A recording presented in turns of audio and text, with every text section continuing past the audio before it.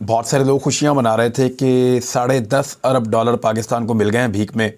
और पूरी की पूरी कैबिनेट मांगने के लिए गई हुई थी। पीपल्स पार्टी के लोग, PMLN के लोग, बाकी जमातों के लोग सारे गए थे। महंगे तरीन होटलों में रहे थे, बड़ा लंबा सफ़र किया था, चंद दिन का स्टे किया था। और फिर थोड़ी थोड़ी देर के बाद ट्वीट्स आ रहे थे कि इतने अरब हो गए, इतने अरब हो गए। पूछना ये था कि उनमें से कितने पैसे पाकिस्तान में पहुँचे। उस वक्त तो लोग ये दावे कह रहे थे कि अब पाकिस्तान डिफ़ॉल्ट कभी नहीं हो सकता। वैसे होना भी नहीं चाहिए पाकिस्तान को डिफ़ॉल्ट। और मुझे यकीन है कि पाकिस्तान इंशाल्लाह टेक्निकल डिफ़ॉल्ट तो चले हो गया, लेकिन जो कर्ज़ों की अदायगी है वहाँ पे पाकिस्तान डिफ़ॉल्ट नहीं करेगा, क्योंकि वो एक आखिरी हद होती है। उसके बाद तो फिर हमारे काबू में कोई चीज़ नहीं रहेगी। तो वो जो लोग उस वक्त खुशियाँ मना रहे थे कि पैसे आ रहे हैं, पूछना ये था कि कितने पैसे पाकिस्तान पहुँचे भाई। उस वक्त हमने बताया था कि इस पैसे में से एक बहुत थोड़ी रकम इमदाद की रकम है, और वो इमदाद वो लोग अपनी मर्ज़ी से खर्च करेंगे। आप उन्हें प्रोजेक्ट बताएंगे, वो फाइनलाइज करेंगे, अप्रूवल भी वही देंगे, और फिर वो पैसा डायरेक्टली उस प्रोजेक्ट को देंगे। वो आपके कौमी ख़जाने में वो पैसा नहीं डालेंगे, क्योंकि आप पर उनको भरोसा नहीं है।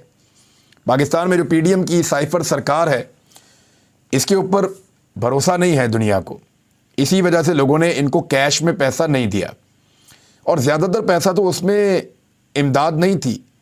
ज़्यादातर पैसा, जो पैसे का सबसे बड़ा हिस्सा है, वो तो कर्ज़ा है। और कर्ज़ा पाकिस्तान वैसे ही बढ़ता चला जा रहा है, पाकिस्तान के ऊपर वो कर्ज़ा भी शामिल हो जाएगा। तो वो जो बगले बजाई थी, करोड़ों के इश्तिहारात दे दिए थे मीडिया को, और पाकिस्तान में बहुत सारे हमारे दानिश्वर हैं, उन्होंने चिल्ला चला कर आसमान सर पे उठा लिया था कि अब तो बहुत पैसे आ गए, अब तो IMF की भी ज़रूरत नहीं है, अब तो दोस्त ममालिक की भी ज़रूरत नहीं है, अब तो सुरखरू हो गए सारा। कुछ भी नहीं हुआ। कहाँ गए वो पैसे? यानी अगर वो पैसे आए होते तो इस तरह से अभी IMF के साथ मुज़ाकरात चल रहे होते और ये सब कुछ हो रहा होता। IMF अपनी मर्ज़ी की इस्लाहात करवा रहा है पाकिस्तान में।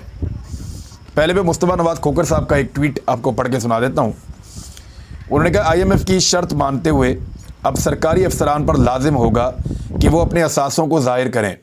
यानी IMF ये मानता है कि पाकिस्तान के अंदर सरकारी मुलाजमीन जो हैं वो रिश्वत खाते हैं और बहुत सारा पैसा जो है वो उड़ा देते हैं। उनके असासे बहुत बढ़ जाते हैं, लिहाजा उनके असासे चेक करना बहुत ज़रूरी है। अब सरकारी अफसरान हैं, उनके मामले में तो हुकूमत मान गई, लेकिन हुकूमत ने जजों और फौजी अफसरान को इससे इस्तिस्ना करार दे दिया। यानी हुकूमत ये कहती है कि जजेस के जो, हालांकि वो भी सरकारी अफसरान है, तनख्वाह उनको सरकार से मिलती है। जो फौजी अफसरान हैं उनको भी तनख्वाह जो है वो सरकार से मिलती है, लेकिन इन दोनों को इस्तिस्ना दिलवा दिया है कि इनके असासे जो हैं वो डिक्लेयर नहीं होंगे। इस पे मुस्तफ़ा नवाज़ खोखर साहब ने सवाल पूछा, क्यों? क्या ये दोनों तबकात आसमान से उतरे हैं? यहाँ तक पहुँचाने में इनका कोई किरदार नहीं है? सवालात उन्होंने पूछे हैं। वैसे मेरे ख्याल में जितनी बड़ी जिम्मेदारी हो उतनी ज़्यादा जो है वो आपके ऊपर छानबीन होती है। यानी जो भारतीय आर्मी चीफ़ हैं उनके बारे में आज जब बताया उन्होंने, आदम सवाती साहब ने, कि उनके जो टोटल असासे हैं पांडे साहब के, भारतीय आर्मी चीफ़ के, वो 29 लाख हैं। तो मैंने चेक करने के लिए ज़रा गूगल किया तो उनके गूगल पे पड़े हुए हैं असासे। यानी उनके जो टोटल एसेट्स हैं या उनकी जो नेटवर्थ है भारतीय आर्मी चीफ़ की, वो आपको गूगल पे मिल जाती है। तो पाकिस्तान में गवर्नमेंट ने जो है वो इस्तिस्ना दे दिया है जजेस को और फौजी अफसरान को कि उनके असासों के बारे में हम नहीं बताएंगे। बाकी सिविलियंस हैं, जितने भी ऑफिसर्स हैं, उन सब के असासों के बारे में बताया जाएगा, चाहे वो पुलिस ऑफिसर है, चाहे वो ब्यूरोक्रेट है, चाहे उसका ताल्लुक किसी भी महकमे से है। तो उसके तमाम एसेट्स तक और उनकी तफसीलात तक रसाई होगी IMF की। लाजिम होगा कि असासों को ज़ाहिर करें, लेकिन हमारे जो फौजी अफसरान हैं उनको और जो हमारे जज साहिबान हैं उनको इससे इस्तिस्ना होगा। अब आ जाए कुछ और चीज़ों पे। ह्यूमन राइट वॉच क्या कह रहे हैं, और ये डॉन की रिपोर्ट है, उसके मुताबिक उन्होंने ये कहा है कि IMF हुकूमत के दरमियान मुज़ाकरात तो चल रहे हैं और पाकिस्तान की जो मईशत है उसको बचाने के लिए मंसूबे बनाए जा रहे हैं, लेकिन उन्होंने अपने एक बयान में कहा कि गुर्बत, महंगाई और बेरोज़गारी में इजाफे के साथ पाकिस्तान इस वक्त अपनी तारीख के बदतरीन माशी बहरानों में से एक का सामना कर रहा है, जो लाखों लोगों की सेहत, ग़िज़ाई ज़रूरियात और मुनासिब मेयारी ज़िंदगी के हुकूक ख़तरे में डाल रहा है। IMF को हुकूमत के साथ मिलकर समाजी तहफ़्फ़ुज़ के निज़ाम को वसी करना चाहिए। वो IMF को आइडियाज़ दे रहे हैं, क्योंकि IMF जो पाकिस्तान के साथ कर रहा है, या पाकिस्तान की हुकूमत जिस तरह IMF के साथ डील कर रही है, उसके नतीजे में पाकिस्तानियों को रिलीफ फराहम नहीं किया जा सकेगा। जो IMF का प्रोग्राम है उसमें पाकिस्तान के आम शहरियों के लिए किसी किस्म का कोई रिलीफ नहीं है। बिलावल ने इसके ऊपर एक स्टेटमेंट दिया है, वो भी ज़रा आप स्टेटमेंट देख लें, क्योंकि उन्होंने खुलकर बेबसी का इजहार किया है। बिलावल ने कहा कि IMF के कहने पर कौम पर महंगाई का बोझ डाल रहे हैं, तो ना डालें आप फिर, यानी डालने की ज़रूरत ही नहीं है कौम पर महंगाई का बोझ। अगर IMF आपको कह रहा है तो भाई या तो इसको ओन करें कि हम IMF को कायल करने में नाकाम हो गए, आप इसको ओन करें कि आपकी माशी पॉलिसियां और सिमत दुरुस्त नहीं थी, पाकिस्तान को पिछले 10 महीनों के अंदर आपने डुबो कर रख दिया है, लिहाजा अब हम IMF से मुश्किल शराइत के ऊपर पैसा ले रहे हैं और वो शराइत पाकिस्तानियों के लिए महंगाई का बहुत बड़ा बोझ साबित होंगी। बिलावल ने यह भी मुतालबा किया कि सैलाब में डूबे लोगों को महंगाई में ना डुबोएं, लेकिन सैलाब में डूबे लोगों का बिलावल को ख्याल सिर्फ 2 मरतबा आया। एक मरतबा तब जब पहले फ़ोटो सेशन करना था, और एक मरतबा तब जब बिलावल ने पैसे मांगने के लिए बैरून मुल्क जाना था, तो शहबाज शरीफ ने फटाफट बलूचिस्तान का एक विज़िट किया और बिलावल ने फटाफट दादू का एक विज़िट किया। दोनों ने एक एक विज़िट किया, फ़ोटोज़ बनवाई और फिर पैसे मांगने के लिए बाहर चले गए, और वो पैसे भी अभी तक पाकिस्तान नहीं आए, पता नहीं कब आएंगे। अब एक ज़बरदस्त फैक्ट मैं आपके सामने रखने वाला हूँ, इसको ज़रा गौर से सुनिएगा। इमरान खान साहब के ऊपर सबसे बड़ा इल्ज़ाम यह है कि IMF के साथ एक मुआहदा इमरान खान साहब ने तोड़ा और महंगाई को कम कर दिया अपने दौरे हुकूमत में। तो ठीक है, फिर इमरान खान को हुकूमत चलाने देते, फिर रजीम चेंज ऑपरेशन क्यों किया था? अब ज़रा अदाद शुमार के ऊपर आ जाएं। मैं एक चीज़ बिल्कुल सीधी सीधी आपके पास रखता हूँ, आपको ये डॉन अखबार की खबर भी दिखा रहा हूँ, इससे आपको कन्फर्म हो जाएगा। ये खबर है 28 फरवरी 2022 की। 28 फरवरी 2022 को इमरान खान साहब ने डॉन अखबार की इस खबर के मुताबिक 2 चीज़ों को पाकिस्तान में सस्ता किया।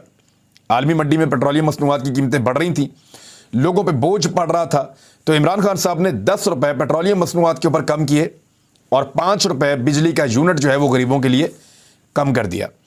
इसके बाद इमरान खान साहब की हुकूमत जो है, क्योंकि 28 फरवरी आखिरी दिन था फरवरी का, मार्च का 1 महीना इमरान खान साहब की हुकूमत रही और अप्रैल के 10 दिन, तो अब आप ये लगा लें कि 40 दिन तक इमरान खान साहब ने पेट्रोल 10 रुपये सस्ता बेचा और 40 दिन तक इमरान खान साहब ने बिजली 5 रुपये सस्ती बेची। बिजली का तो एक ही महीना बनता है क्योंकि बिल महीने के बाद आता है। तो उसके बाद आ जाती है पाकिस्तान में साइफर हुकूमत। साइफर हुकूमत आने के बाद पेट्रोल जो है वो सस्ता हुआ, पहले महंगा था बाद में सस्ता हुआ आलमी मंडी में। वो अगर चाहते कि इमरान खान साहब ने 40 दिन तक 10 रुपये सस्ता बेचा है तो वो अगले 40 दिन 10 रुपये महंगा बेच लेते, चले 1 महीने तक 20 रुपये महंगा बेच लेते, हिसाब बराबर कर देते ना। यानी इमरान खान ने जितना नुकसान किया बकौल आपके कि 40 दिन तक उन्होंने 10 रुपये लीटर पेट्रोल सस्ता बेचा, तो आप अगले 40 दिन या अगले 2 महीने 20 रुपये महंगा बेच लेते और फिर आप ये सारा नुकसान पूरा कर लेते। लेकिन ये हुआ नहीं, पेट्रोल की कीमत पूरा 100 रुपये से भी ज़्यादा बढ़ गया। ये किया इंपोर्टेड सरकार ने, जबकि आलमी मंडी में कीमत लगातार कम होती चली जा रही है। यानी कहाँ $120 तक या इससे ऊपर भी गई हुई थी फी बैरल, और इस वक्त जो है वो 70 तक भी आई है फिर भी इन्होंने कम नहीं की, 75 तक भी आई है फिर भी इन्होंने कम नहीं की, तो 80 की एवरेज चलती रहती है फिर भी इन्होंने पेट्रोल की कीमत कम नहीं की। बिजली पे आ जाए, इमरान खान साहब ने 5 रुपये यूनिट सस्ता किया था 1 महीने के बिल के लिए, तो आप 2 महीनों के बिल में 10 रुपये यूनिट महंगा करके बराबर कर देते, लेकिन आपने ये नहीं किया। आप महंगाई खत्म करने आए थे और आपने बिजली की कीमत को बढ़ाया 3 गुना ज्यादा, और अभी आप मजीद बढ़ा रहे हैं। आपने पेट्रोल की कीमत को आलमी मंडी में सस्ता होने के बावजूद दोगुना किया और अभी आप मजीद बढ़ा रहे हैं। तो ये जो लोग आपको कहते हैं ना कि इमरान खान का फैसला था, उसने 40 दिन के लिए चीजें सस्ती करके मुल्क की मईशत तबाह कर दी, तो आप 40 दिन के लिए चीजें महंगी कर लेते। 10 महीने से महंगाई का तूफान आया हुआ है, क्या वो पैसे अभी तक पूरे नहीं हो रहे? तो ये एक फ्रॉड है जो ये लोगों के साथ करते हैं। शेख रशीद अहमद साहब ने एक पैगाम भिजवाया है और मुझे उनके एक बड़े करीबी साथी जिनके साथ उनकी मुलाकात हुई है, मैं नाम उनका नहीं लूँगा, लेकिन उन्होंने मुझे पैगाम एज इट इज़ पहुँचाया है और उन्होंने कहा शेख साहब चाहते हैं कि ये पैगाम पब्लिक तक पहुँचाया जाए। एक तो शेख रशीद ये कह रहे हैं कि ये बहुत मुश्किल वक्त है और मेरे साथ इस गिरफ्तारी के अंदर गैर इंसानी सलूक किया जा रहा है, यानी मुझे कुर्सी के साथ बांध दिया जाता है, मेरे हाथ और पाँव बांध दिए जाते हैं और फिर मेरी आंखों पर पट्टी बांधी जाती है, फिर मुझे नामालूम अफराद की आवाज़ें आती हैं और वो मुझे बार बार ये कहते हैं कि इमरान खान की पार्टी को छोड़ दो या इमरान खान का साथ छोड़ दो, इमरान खान का इत्तेहाद छोड़ दो और हमारी तरफ आकर खड़े हो जाओ। वो मुझे ये भी कहते हैं, शेख रशीद साहब ने कहा कि मुझे वो ये भी कहते हैं कि इमरान खान तो नाअहल होने जा रहा है, उसका पाकिस्तान की सियासत में किसी किस्म का कोई किरदार नहीं होगा, उसके ऊपर एक क्रॉस लगा दिया गया है। हम एक नई पार्टी बना रहे हैं और वो पार्टी इमरान खान की पार्टी के बीच में से निकलेगी। इस किस्म की बातें शेख साहब को बताई जाती हैं और बहुत उनके ऊपर दबाव डाला जाता है। शेख रशीद अहमद साहब के बकौल वो उनको यही जवाब देते हैं कि मैं इमरान खान का साथ नहीं छोड़ूंगा और इस तरीके से ज़बरदस्ती आप करवा नहीं सकते। शेख रशीद का ये कहना है कि उन्हें किसी किस्म की तफ्तीश के बारे में पूछा ही नहीं गया, यानी जो केस उनके ऊपर बनाया गया है उसके बारे में अलिफ बे पे कुछ भी नहीं पूछा गया। कोई एक सवाल भी जो केस बनाया गया उसके हवाले से नहीं पूछा गया। शेख रशीद अहमद साहब ने ये बात कैटेगोरिकली की है, लेकिन साथ ही साथ उन्होंने ये कहा कि हर बात जो है वो इमरान खान से शुरू होती है और इमरान खान पे ख़त्म होती है। और दो चीज़ें जो उन्होंने बताई कि एक तो इमरान खान को नाअहल किया जाएगा, सियासत से आउट किया जाएगा, और दूसरा हम एक नई पार्टी बनाने जा रहे हैं। वैसे पाकिस्तान में बड़ी पार्टियां बनाई हैं, वाह वाह वाह, कमाल कर दिया।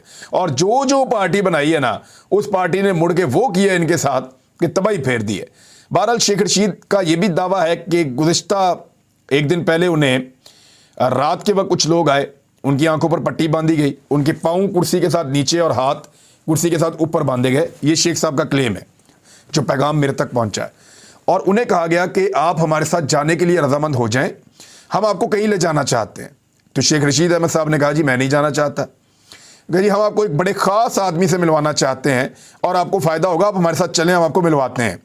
तो शेख रशीद अहमद ने मिलने से और जाने से इनकार कर दिया। तो उसके बाद शेख साहब पे काफ़ी दबाव डाला गया और वो ये कह रहे हैं कि मुझे जहाँ भी रखा जाता है गिरफ्तार करके एक ही बात की जाती है कि इमरान खान का साथ छोड़ दो, और मैं अभी इमरान खान का साथ नहीं छोड़ूंगा। ये फिलहाल शेख रशीद अहमद साहब का स्टेटमेंट है। जो कुछ भी उन्होंने कहा वो मैंने आपके सामने रख दिया। आमिर डोगर को भी गिरफ्तार कर लिया गया है और जो नून लीग के उम्मीदवार इनके मुकाबले में इलेक्शन लड़ने जा रहे थे उनको भी गिरफ्तार कर लिया गया है। हुआ यह है कि कागजात नामजदगी जमा करवाते वक्त कारकुनों की लड़ाई हो गई और वो लड़ाई बहुत ज़्यादा हो गई। उसके बाद पुलिस ने रेड किया और आमिर डोगर और उनके साथियों को गिरफ्तार कर लिया। दूसरी जानिब से भी कुछ लोगों को गिरफ्तार कर लिया और दोनों को अलग अलग पुलिस स्टेशन में मुंतकिल कर दिया है। उम्मीद है एक आधे दिन में ज़मानत हो जाएगी, लेकिन इस सारी चीज़ को लेकर पाकिस्तान तहरीक इंसाफ ने खासा शो किया है कि वो बड़ी तकलीफ़ में है और बड़ा हसास उन्होंने इसको शो किया है। जबकि PMLN की तरफ से कोई बात ही सामने नहीं आई, क्योंकि PMLN की गिरफ्तारी तो आपको आइडिया है कि इस माहौल में उनकी अपनी हुकूमत है तो ये गिरफ्तारी किस नौइयत की होगी। फजल रहमान साहब ने कहा था कि इन इंतखाबात का हम बाइकआउट करेंगे, लेकिन PMLN इन इंतखाबात को लड़ रही है और PDM बतौर जमात इन इंतखाबात को लड़ने से भाग गई है। ये बात भी आप याद रखिएगा। अब ये जो ज़िमनी इंतखाबात हैं 33 हलकों पे हो रहे हैं। पाकिस्तान तहरीक इंसाफ ने एक मुतालबा किया है कि ये इंतखाबात 16 मार्च को करवाने की बजाय 19 मार्च को करवाए जाएं। 16 मार्च को जुमेरात का दिन है और जुमेरात के दिन वर्किंग डे होगा, लोग वोट डालने के लिए कम आएंगे, और 19 मार्च को एतवार है, ज़्यादा बड़ी तादाद में लोग आएंगे और टर्न आउट ज़्यादा होगा। देखें, अगर आपने धांधला करना है ना और तबाही फेरनी है धांधली करके, और आपने यानी एक मॉक एक्सरसाइज तो करेगा, ये पंजाब हुकूमत भी करेगी, KP हुकूमत भी करेगी, पुलिस भी करेगी, इलेक्शन कमीशन और सहूलतकार सारे एक एक्सरसाइज करने की कोशिश तो करेंगे कि देखते हैं कि कितनी धांधली की जा सकती है। तो इन 33 नशस्तों पे बहुत बड़ा धांधला प्लान किया जाएगा। टर्नआउट जितना कम होगा उतना फ़ायदा होगा धांधली करने वालों को, टर्नआउट जितना ज़्यादा होगा उतना नुकसान होगा धांधली करने वालों को। तो इसलिए पाकिस्तान तहरीक इंसाफ कह रही है कि 19 मार्च एतवार वाले दिन, और जायज़ मुतालबा है, मेरे ख्याल में इलेक्शन कमीशन को यह मुतालबा मान लेना चाहिए। मजलिस वादतुल मुस्लिमीन ने भी इमरान खान साहब की जेल भरो तहरीक की हमायत का ऐलान कर दिया है, जबकि इमरान खान साहब ने ये जो इस वक्त फस्तायत चल रही है फाशिज्म, उसके ऊपर कुछ ट्वीट्स किए हैं। उन्होंने कहा कि गुजरात में चौधरी परवेज़ इलाही की रिहाइशगाह पर पुलिस के पै दर पै छापों, उनके हामियों साथियों के अगवा और बिला जवाब गिरफ्तारियों की शदीद मजम्मत करता हूँ। ये सब इम्पोर्टेड सरकार और उसके सरपरस्तों की जानिब से हमारे हामियों को खौफजदा करने के लिए रवा रखी जाने वाली नंगी फस्तायत है। महज याद दहानी के लिए अर्ज़ है कि हमारे दौर में शरीफों के खिलाफ होने वाली कार्रवाइयाँ, इनकी गिरफ्तारियाँ वगैरह पानामा इंकशाफ और नैब के उन मुकदमात का नतीजा थी जिनमें से 95% से ज़्यादा हमारे दौरे हुकूमत में आने से पहले कायम किए गए थे। उनके साथ तो कैद में भी VIP सलूक किया गया था, और ये बिल्कुल ठीक बात है, सब जानते हैं, मगर उनका हदफ NRO था जिसे मुस्तरद किया गया था इमरान खान साहब के दौर में। इसके बरक्स ये हरासगी, गिरफ्तारियों, ज़ेरे हरासत तशद्दुद और अगवा वगैरह को खालिसतन सियासी इंतकाम के लिए इस्तेमाल कर रहे हैं। उन्हें यकीन है कि किसी भी सतह के इंतखाबात नहीं जीत सकते, चुनाचा रियासती कुव्वत के ज़ालिमाना इस्तेमाल से हमें कुचलना चाहते हैं। ये अपने अज़ाइम में कामयाब ना हो पाएंगे क्योंकि इनके हरबों से हमारा अज़्म मज़ीद पुख्ता ही होता है। वज़ारत दिफा ने कहा है कि जो है वो फ़ौज और FC वगैरह नहीं आ सकती इंतखाबात में और ड्यूटी नहीं दे सकती रेंजर्स वगैरह। क्यों नहीं दे सकती जी? 2008 में शदीद तरीन वो कह रहे हैं जी ऑपरेशन चल रहे हैं, हालात ऐसे हैं। भाई 2008 के अंदर बदतरीन हालात में ये ड्यूटियाँ देकर गए हैं, 2013 में बदतरीन हालात के अंदर ड्यूटियाँ देकर गए हैं, तो अब क्यों नहीं देंगे? भाई इसी चीज़ के लिए तो कौम इतना टैक्स देती है, इतना पे करती है कि हमारा तहफ़्फ़ुज़ करो जब हम इलेक्शन में वोट डालने आए, तो उनकी रिस्पॉन्सिबिलिटी है, उनको पूरी करनी पड़ेगी। और जब निगरान हुकूमत बनेगी वफाक में भी, तो तब भी आप देख लीजिएगा, लेकिन उनको ये ड्यूटी पूरी करनी पड़ेगी क्योंकि धांधली का पूरा एक मंसूबा है और वो मंसूबे को अमली जामा पहनाने के लिए मुख्तलिफ चीज़ें की जा रही हैं। एक और ख़बर है जी, पंजाब पुलिस भी अब इस सियासत के अंदर शामिल हो गई है। उन्होंने कहा जी पुलिस ऑपरेशन में मसरूफ़ है, 4-5 माह तक इलेक्शन कराना मुश्किल होगा। IG पंजाब ने यह बयान दे दिया है। अब आप मज़े की बात ये देखें कि IG पंजाब डॉक्टर उस्मान अनवर, अब किसके कहने पर उन्होंने ये बयान दिया आप सबको आइडिया तो है। डॉक्टर उस्मान अनवर कह रहे हैं कि 4-5 महीने तक इंतखाब नहीं होगा, ऑपरेशन कर रहे हैं। कौन सा ऑपरेशन कर रहे हैं जनाब? 2008 में ऑपरेशन नहीं चल रहा था, 2013 में नहीं चल रहा था। यानी इस वक्त खैबर पख्तूनख्वा की पुलिस जो ऑपरेशन में है वो कह रहे हैं जी करवा लें आप इंतखाबात, हम अपनी ड्यूटी करेंगे, तादाद ज़रा कम है तो वो पूरी कर ली जाएगी।